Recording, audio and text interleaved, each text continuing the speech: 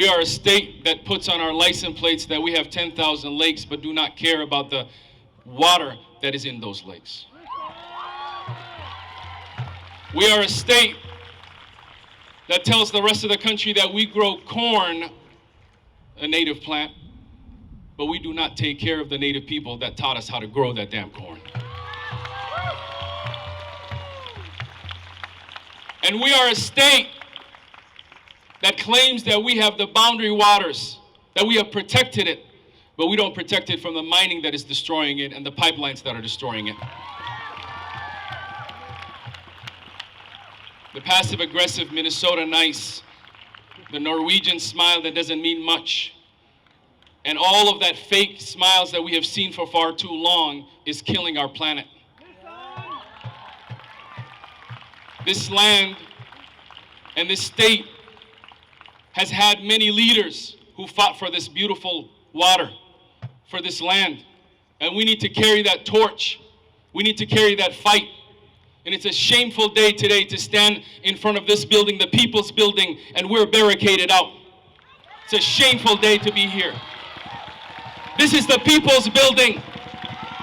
We pay for the taxes of this building.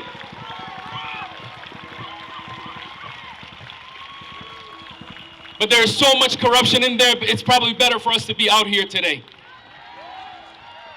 So much corruption, so much profits over people and land, but those days are over. Those days are over. I want to let you know that we have said for far too long we care, but now we need to care. As we heard from the elders earlier this morning, they said, do not abandon. Don't let this be your only cause, your only day you showed up, the only day you made something. And for those people who are watching us today who are not here, there's a lot you can do from home today. You can reshare that story and continue this fight in every single corner of this state of Minnesota. And with that,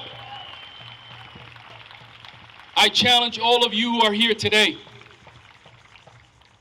You need to speak to the people who told you they're coming, but they didn't come today. You need to speak to the people that tell you that they care, but didn't find time today to be with us today. You need to talk to the people, the companies that you work for, the churches that you came from, the synagogues that you came from, the mosques that you came from, the places of worship that you came from. Where are the rest of your family there? Where are the rest of our community there? We are fighting for our existence. We are fighting to protect next generations. We are fighting to protect the water that we are made of. We are fighting to keep a legacy of protecting this land from corporate greed.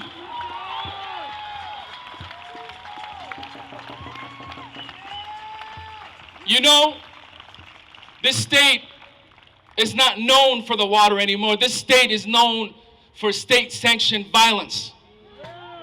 Whether the hanging that happened, the mass hanging, federal plan to hang Native Americans in Mankato, or the African-American men who were hanged in Duluth, or the modern-day lynching of George Floyd on 38th in Chicago, and the continuous killing of Native people in the reservation, and the missing young and beautiful Native women who we've lost because we have been too silent. The days that we stay silent are no more.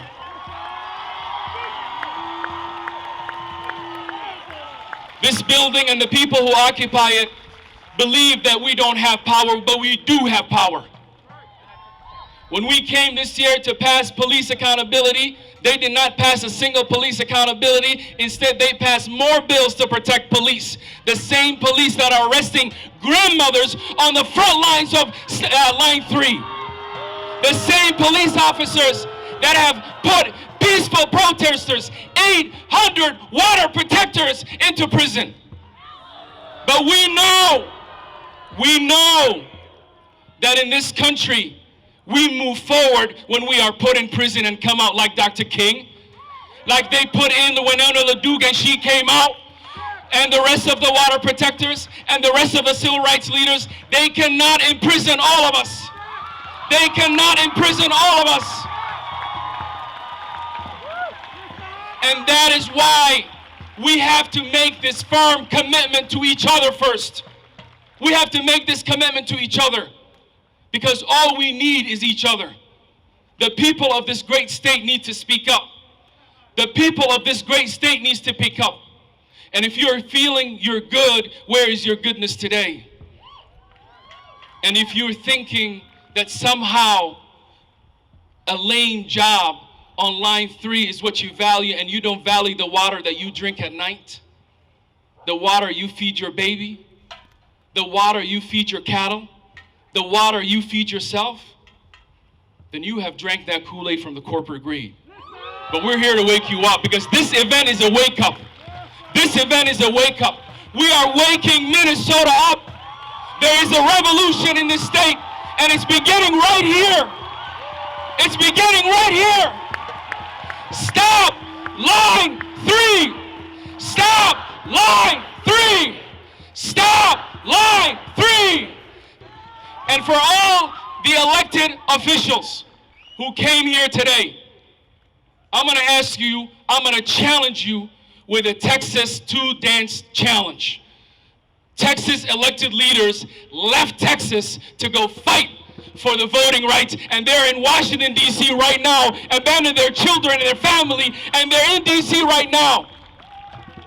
If you care about line 3, go to the White House and stand in front of it like the many people who've been standing on the front lines of line 3 and show that you care. Show that you care. If Congresswoman Cori Bush can stay outside on the White House, on the Capitol steps, demanding an end for eviction, we can have our elected leaders stay outside of the Capitol until we stop line 3.